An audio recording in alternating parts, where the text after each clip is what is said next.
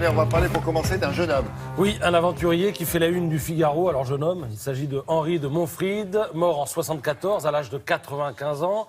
Alors, c'était qui? C'était un commerçant qui ensuite est devenu écrivain. Il a mis en scène sa vie aventureuse, centrée sur la mer Rouge, sur l'Éthiopie, sur le Kenya, et ce de 1911 à la fin de la Seconde Guerre mondiale. Et ça a donné tout un tas d'autobiographies, de romans. Et il a ramené aussi de ses voyages tout un tas d'objets, des aquarelles, des pipes à opium, des photos. Et alors, tout cela, pourquoi je vous parle de lui et pourquoi le Figaro en parle? Parce que tout cela va être mis aux enchères. Il y aura 120 lots. Ce sera à Drouot début mars. C'est un personnage fascinant, hein, car souvent aussi du mauvais côté de l'intégrité. Il est réputé pour avoir trempé dans le trafic d'esclaves. Il était drogué. Bref. Rendez-vous pour revoir sa vie à travers ces objets le 8 mars à Drouot. C'est sa petite fille qui a réuni 120 lots qui témoignent donc de cette vie mouvementée. L'évaluation est assez modeste, 100 000 euros, peut-être des choses à prendre au passage. À Val d'Isère, aujourd'hui, rencontre littéraire organisée par Vivre Livre au Barme de l'Ours. L'occasion d'approcher de grandes plumes pour des séances de dédicaces, mais aussi pour des débats. Alors aujourd'hui, par exemple, il y aura Adélaïde de Clermont-Tonnerre pour Le Dernier des Nôtres, Grand Prix de l'Académie française en 2016, je le rappelle.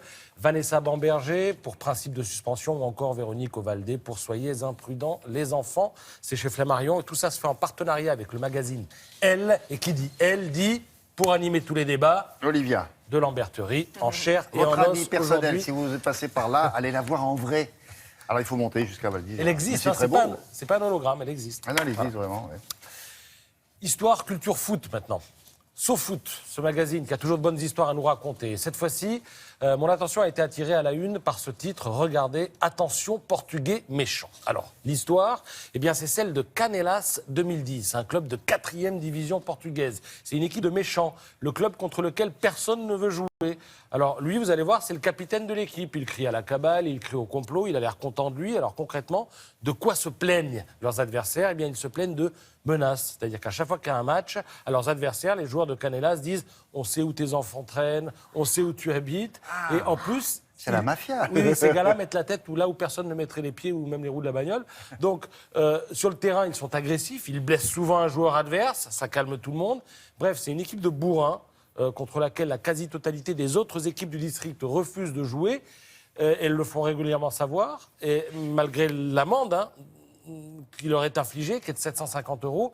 Et alors, vous me direz... Que font les arbitres? Ils font rien. Ils ont peur aussi, puisqu'on les menace. Ils n'écrivent aucun rapport. Bref, à l'arrivée, et c'est là que je veux en venir, et c'est là que l'histoire est ahurissante, ils ont gagné 11 matchs par forfait, cette équipe, parce que les autres ne veulent pas... Et du coup, ils sont en tête du championnat. Et oui, bien sûr. Avec 10 points d'avance sur le deuxième. Ils vont peut-être se faire expulser par la fédération de football écoutez, pour l'instant, portugaise. c'est pas le cas. Regardez le coach de l'équipe, un coach bodybuildé. Ah, délicieux. Oui, il a une conception assez sanguinolente du football. Vous savez ce qu'il en dit? Il dit aux origines, le football est un sport de voyous qui se jouait avec des têtes coupées. On a envie de dire, à bon entendeur, salut. il est bien. Comment il Du s'appelle? coup, tout le monde est forfait. Milton. Canelas 2010. Mais, et lui, il s'appelle Et lui, il s'appelle Milton Ribeiro. C'est le coach. Et c'est un fan de Diego Simeone. Milton. Merci beaucoup.